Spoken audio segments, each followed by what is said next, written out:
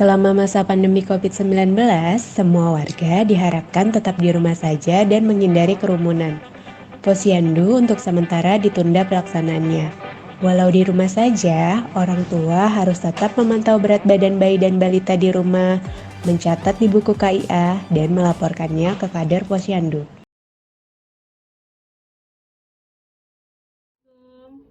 Saya Ibu dari Sanum hari ini akan melakukan penimbangan berat badan serta tinggi badan balita saya secara mandiri di rumah.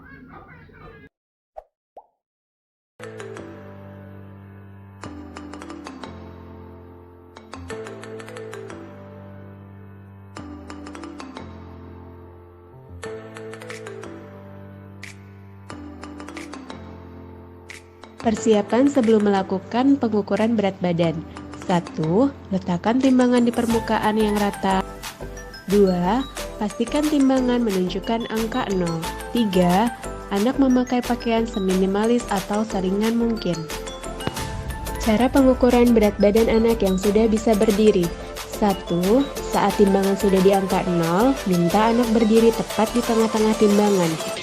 2. Pastikan anak berdiri dengan posisi badan tegak, mata atau kepala lurus ke depan, kaki tidak menekuk. 3. Setelah anak berdiri dengan benar, timbangan akan menunjukkan angka yang pas. 4. Catat berat badan anak pada grafik buku KIA dan lapor ke kader posyandu. Persiapan sebelum melakukan pengukuran tinggi badan. Carilah bagian rumah berlantai datar atau rata dan berdinding tegak lurus agar anak dapat berdiri tegak. Cara pengukuran tinggi badan anak. 1. Mintalah anak berdiri dengan kaki lurus dan sejajar dengan tubuhnya menempel di dinding. 2. Pastikan lengan anak berada di samping dan bahu sejajar. Pandangan anak harus lurus ke depan. 3. Gunakan alat berbentuk pipih seperti penggaris. 4. Beri tanda pada dinding tepat pada tingginya penggaris yang sudah orang tua ukur sebelumnya. 5. Mintalah anak berpindah dari posisinya, lalu ukurlah tinggi pada dinding yang sudah ditandai dengan meteran. 6. Gunakan tempat atau dinding yang sama untuk mengukur tinggi badan selanjutnya sampai perbandingan penambahan tinggi. 7. Catat tinggi anak pada grafik buku KIA dan laporkan ke kader posyandu.